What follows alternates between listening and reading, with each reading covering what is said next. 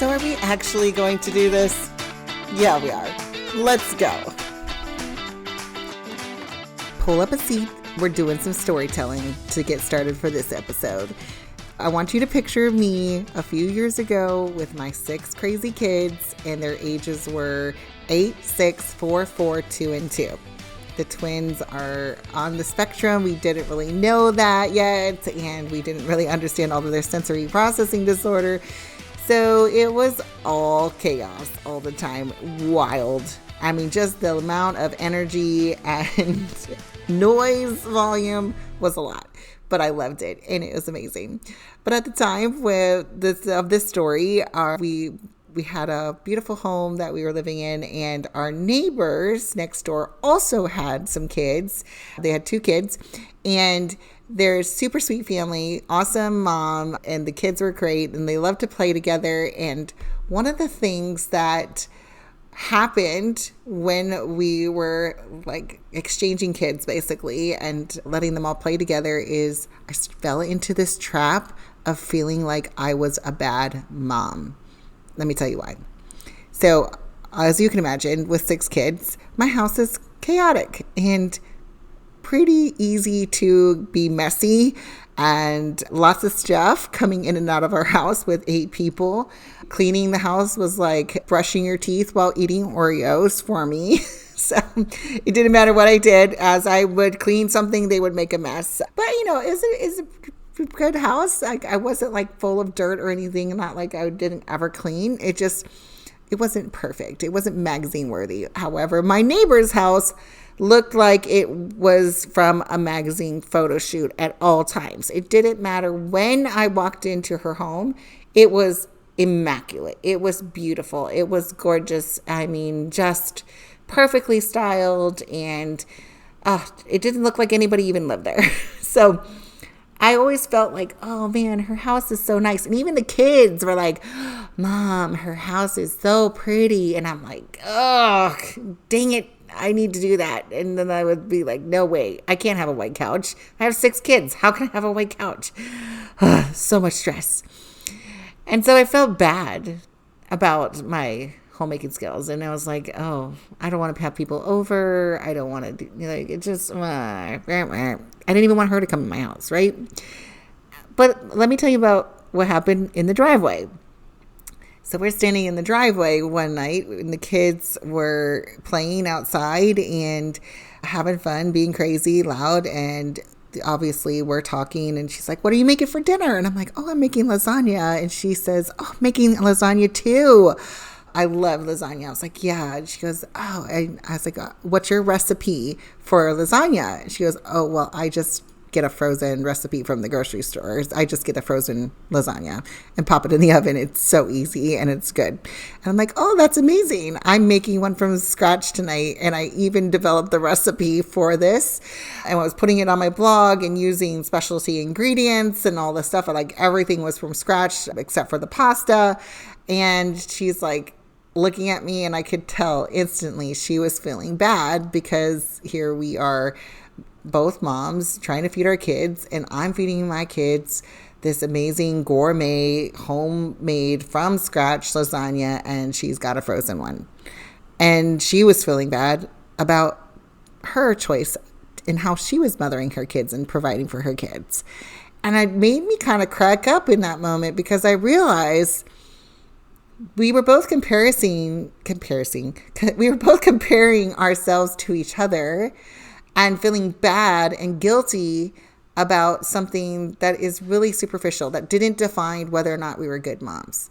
It didn't define whether or not our kids are going to have success, that our kids were going to be healthy, that our kids were going to have a great life. It had nothing to do with it.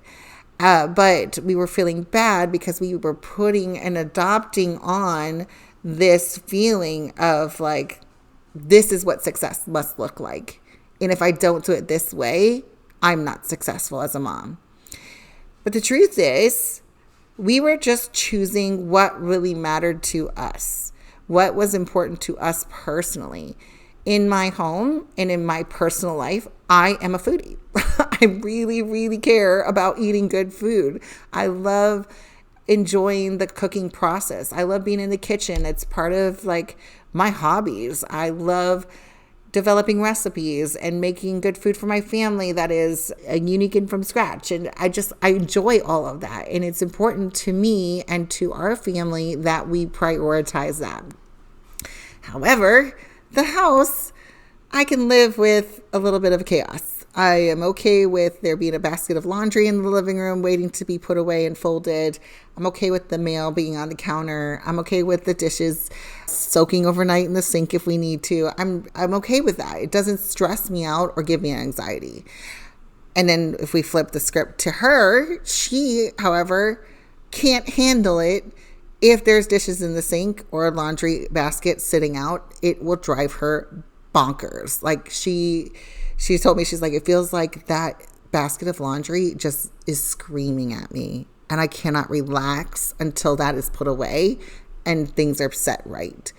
So when you are in business, the whole reason I'm telling you this story is because in business, we oftentimes do this exact same comparison storytelling to ourselves of whether or not we're successful, we're good, or important, or valuable, or whatever it might be. And we're like, oh, that's the only way we could do it, and we have to do it that way, but it doesn't feel aligned to me, and I don't want to really do it, but I have to do it in order to be successful.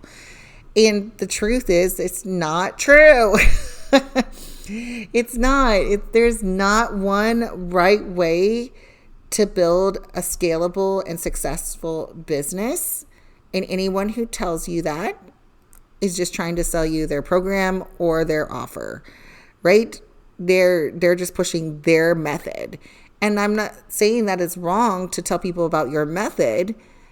That's a good thing, but it's not that that's the only way. There's so many ways to build a business that is thriving and successful and cash flowing and scalable, all the things, multi 6 figures, 10K months, 5K months.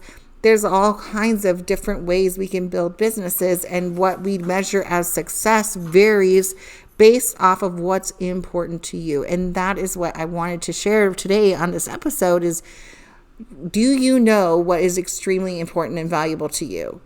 If you know that, then you can build the strategy around that. And that's what I love doing with my clients, is helping them identify like what is important to you, what really, really, truly matters, and then pick a strategy and actions that match that and ignore everything else. Because if you start comparing yourself to your neighbor, to the other girl who's in your industry, to the other coach, to the other virtual assistant, to the other product designer, to the other course creator, the other group coaching program, whatever it is. If we start comparing it, we're going to find huge gaps, because how she's doing it is what is prioritizing what's important to her and is aligned for her, versus if you copied it, it may not feel as good or work the same way, and most likely won't. And I'll give you a real life example of one of my clients reached out to me, and she's like frustrated because her email list was not doing what she wanted. And she's like, oh, I just got some unsubscribes and nobody's opening them. And I need a big list, and I need to grow this. And she just was going down the spiral of feeling bad about her email list. And I was like, I get you. I get that an email list is a really powerful asset for your business. However, why are you beating yourself up? Because you chose to pivot a couple years ago when you got pregnant. We pivoted your strategy to focus, instead of building an email list that would give you trickle in income and inconsistent income from your offers and traffic, to targeting a different offer that only needed a small amount of people to fill your books up and give you predictable and sustainable income that would match the time that you had as a new mom and coming off of maternity leave and having a nursing baby and all of that. So we pivoted your strategy and we customized it to make sure that you had all of those client spots filled in a very simple, organic way that didn't require a giant email list. So why are you upset with yourself when you chose to prioritize what was important for you? If you start comparing yourself to these other people, other bloggers who have like huge, massive email list, they have that because they focused on it and they chose that as an important strategy to focus on and grow. And so it did that. They don't have this other stream of income that you developed and grew and made solid for yourself. So who's right in the business and who's wrong? Neither of you. Neither of you. Both of you are successful. Both of you can have more success. And if you choose now is the time to focus on this new thing and put your energy there, then awesome. But go back to your goals. What do you want that to do for you? If you focus your energy on growing your Instagram or having a YouTube channel or developing a podcast like this, like if I want this to have a lot of results, I got to put focus on it. I got to make time for it, because going back to my story, I'm a mom of 6 kids. It was a lot to keep up with the house and make food from scratch. If I would have given up making my food from scratch and just popped frozen things into the oven, which is not a bad, it's not saying I never did that, but that wasn't my priority. Most nights I cooked from scratch. But I could have switched to go to like, hey, let's go pre-done, pre-made food as much as possible so I have more time to clean my house. And that would have been fine. But again, I can't necessarily do both of those with the limited time that I have. So a lot of times as women entrepreneurs, we have this same situation there in business where we have limited time that is available to do work, and we have to choose. What are we going to prioritize? What are we going to do for our actions to grow our business? Because I can't do it all. I can't be creating a full-time creator on TikTok. I can't make long-form YouTube videos, do a podcast, and have a Facebook group, and build an email list, and. Like, that's just not possible. Now, I can layer those on and grow to get more and more things on, but I also will then require to have more help, because that will be making me more sales and I'll be serving more people. And so I'll be able to hire more and outsource more at that time when I layer more things on.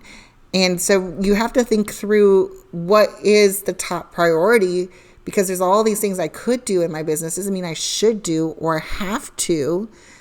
I get to choose what strategy works for me right now in the season that I am in. So when I work with clients who, are like, oh, I'm pregnant and I have a business and I don't have maternity leave because I'm a self-employed business owner, how do I adjust? We can choose a different strategy that will match up for your maternity leave and give you a plan that will sustain you through a slower season where you can focus more on your recovery and bonding with the baby so that you can still have income coming in without losing that momentum. And there's clients who come to me who are like, hey, my kids all just suddenly went to school. I have no more babies at home and all of them are in school now. I have the opportunity to add in more strategies or change things up because I have more space available. So that gets to be really fun when we change things up. It doesn't have to be a limiting thing. It could be an expansive thing to go narrowed in and be very clear on the strategy you choose to work to grow your business. It just don't fall into that trap of beating yourself up because you don't have the same following on Instagram as this girl that started the same exact week that you did in the same industry. That's not, should not be in your radar for comparison. And I want you to stop if you've been doing that. This is me telling you, stop that. That's what I would tell a client. It's like, you have no business comparing yourself to anyone else because they chose to prioritize certain things with their time, and you don't know their story and their background and why they chose that way. And just because you chose something differently and you got different results doesn't mean that you were wrong or you missed the boat or you don't have the same opportunities for growth. So this episode really is to challenge you to step away from the storytelling that you're getting in your own head and the feeling of like, oh, I'm not good enough, the comparison and the worthiness and the success that you're judging yourself on and say, I'm going to set my own standards here. I'm going to decide what is really important to me. I'm going to choose to set the tone and put my head down and go all in on what I know will work for me. And if I don't know what will work for me, I'm going to go get some help to find out the best strategy that will work for me, because that's what this is all about. And that's why I love doing what I do, because I get to do in these customized strategies. And every client I work with, I work to give them a customized strategy. Like, what is the time you have available? What does your energy look like? How do you want your results to come in? Are we like aggressively going after cash? Do we need predictable income in less time? Are we scaling a long-term strategy of growth? Because all of those factors are going to be impacting us when we set up our strategy for growth and scaling. And so if you've had the comparison game going on in your head, and you've been stalled out in action, or maybe you're distracted and suddenly you're like, I have to repaint my whole house and get a white couch, and that is going to cause you a ton of anxiety to just be on high alert all the time with your kids who are feral and muddy. And then let's just not even bring up the fact that we had 4 dogs at the time too. Oh my gosh, what were we thinking? So I can't beat myself up and adopt that strategy, because that would just give me more stress and anxiety and frustration. And then I would not be the kind of mom that I want to be, because I'd be so like, you can't touch the couch, or you made a mess. And then I'd make my kids feel bad. And that's not the lifestyle I want to live. I want to be fine with spilled milk and all the things, spilled all the things. That's what it was.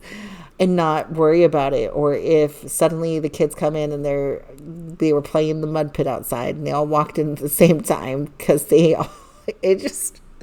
stories I could tell you, ladies, of the chaos and mess that my kids caused. But I loved it and I enjoyed it. It was not stressful because they weren't ruining anything perfect.